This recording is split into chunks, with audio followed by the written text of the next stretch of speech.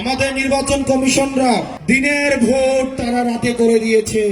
আমরা দেখতাম নির্বাচনের আগে জিএম কাদের যায় ভারতে, এরশাদ যেত ক্যান্টনমেন্টে গলফ খেলতে।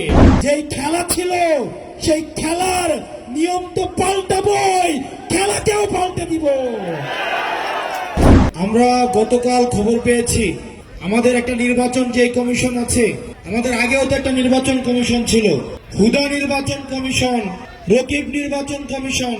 আমাদের নির্বাচন কমিশনরা দিনের ভোট তারা রাতে করে দিয়েছে। তারা পুলিশকে সাক্ষী রেখে, সেনাবাহিনীকে সাক্ষী রেখে রাতের বেলায় ভোট কেটে নিয়েছে। কবর থেকে এমন শুনেছি মরা মানুষ এসেও ভোট দিয়ে গিয়েছে। আমরা এমনও শুনেছি দাদা দাদি 20 বছর আগে মারা গিয়েছে, উনিও নাকি ভোটের লাইনে এসে ভোট দিয়ে গিয়েছে। এগুলো ছিল হুদা কমিশনের কাজ। এই হুদা কমিশনের নুরুল হুদা, এই নুরুল হুদার পরিণতি কিন্তু আজকে জাতি দেখছে। জুতার মালা গলায় দিয়ে আজকে উনি কারাগারে নিক্ষিপ্ত হয়েছে। প্রিয় নড়াইলবাসী, গতকাল আমাদের নির্বাচন কমিশন বলে দিয়েছে শাপলা মার্কা নাকি আমাদেরকে দেওয়া হবে না। প্রিয় নড়াইলবাসী, আপনারা জেনে থাকবেন তারা মিটিং করেছে আজকে, কিন্তু মিটিং হওয়ার আগে গতকালই তারা ফলাফল জানিয়ে দিয়েছে।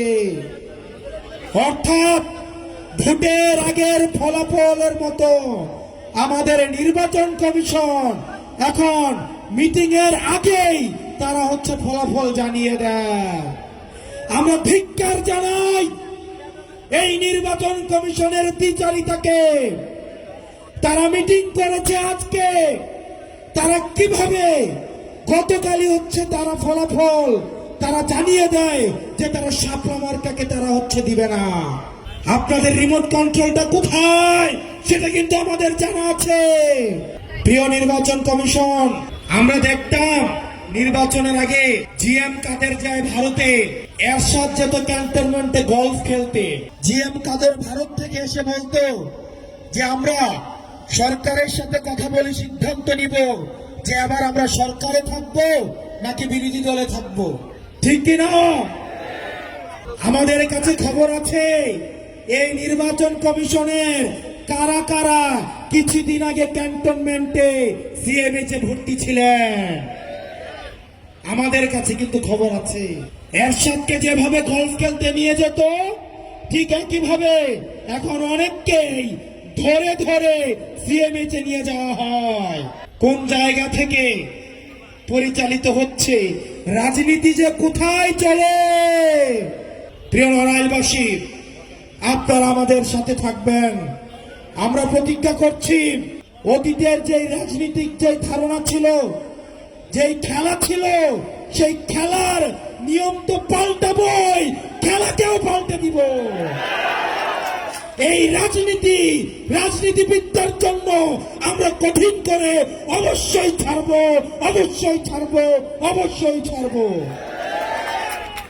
আমরা রাজনীতিবিদদেরকে জনগণের কাছে জবাবদিহি করতে আমরা বাধ্য করব। রাষ্ট্রের প্রতিষ্ঠানগুলোকে আমরা জবাবদিহি করতে বাধ্য করব।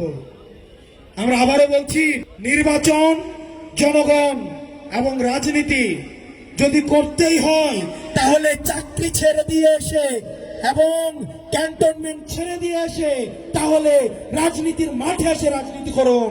গলফ খেলিয়ে, হসপিটালে ভর্তি করিয়ে যারা রাজনীতিতে যারা ইন্টারফেয়ার করার চেষ্টা করছেন, আপনারা ফাউল করছেন।